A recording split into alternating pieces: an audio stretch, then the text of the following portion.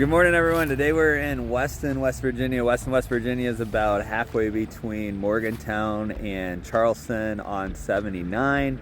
It's where my wife's family's from. We're here for a celebration of life, and I took a little bit of time here to check out a few things in Weston. The big one behind me is the Trans-Allegheny Lunatic Asylum. Yes, that's its actual name. It is the largest sandstone hand-cut building in the United States, second largest in the world behind the Kremlin in Moscow, which is just crazy to think about. So story goes, Weston had the opportunity to either have West Virginia University, which is up in Morgantown, or this thing for all the nut jobs out there, and they chose this. Probably thought it was better for income in the future, and things have changed drastically with the way the United States deals with mentally impaired folks, and for good or bad, we see all those homeless camps that probably be much better in places like this.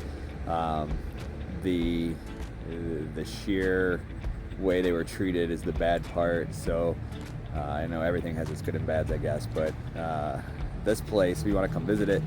It is ghost tours, because supposedly like 500-600 people died here from crazy lobotomy experiments and all kinds of stuff, and just terrible care. So to go inside, it's $10. It is just administrative. I could really care less, so I'm not going inside of it, but that's up to you. $10 to visit it. The ghost tours, I think, are like $50, and they do it at night, and all the paranormal activity, whatnot, which I don't really believe in anyhow. But if that's up to your alley, definitely come and check it out.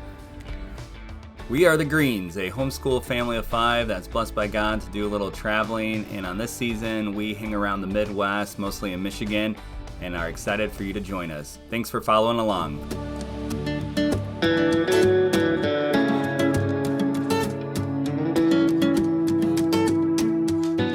Please click subscribe and the bell for future videos.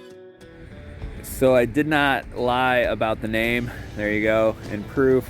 Trans-Allegheny Lunatic Asylum, and here's a little bit about it. You could probably Wikipedia this as well, but it was in the late 1800s, after the Civil War. There's all kinds of cool history behind this place, and it's huge. I'll do a drone shot here in a moment, but here is the rendering from 1980 or 1892 rather, which is crazy how big this place is. And again, it is gigantic. I mean, just the sheer size of it is, well, again, biggest sandstone hand-cut building in the United States, second in the world, and the Masons are pretty darn proud of this place, and it has lasted the test of time. They're getting ready right now for a big festival. Again, 500-600 people died here, so it is a big attraction to ghost hunters and people that like that kind of thing. I am not about that whatsoever.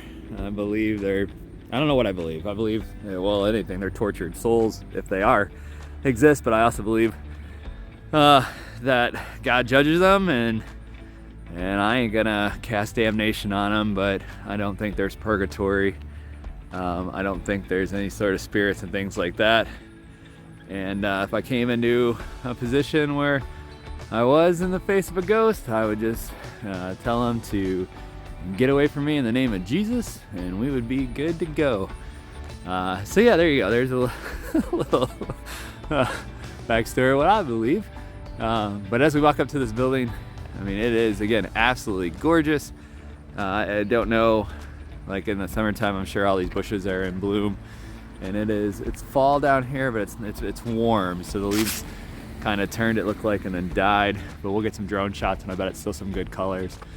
But there you go. As you can see, just the detailed artwork, and then also notice, which, let's see if I get closer, and then each side of the front, you can see, with it being in a sane asylum, all the bars on the windows to keep the people in.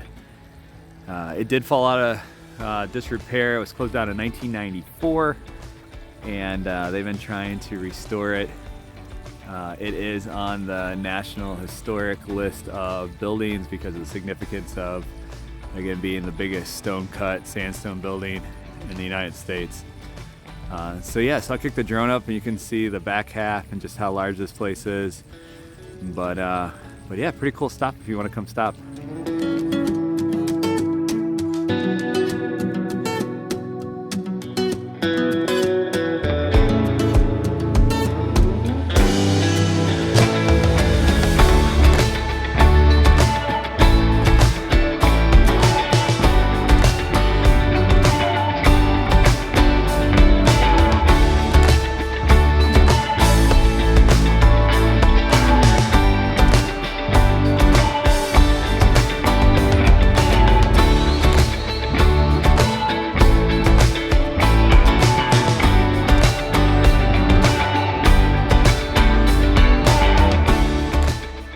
So as I walk back to the car, West Virginia, you should come visit it anyhow. The wild, wonderful West Virginia.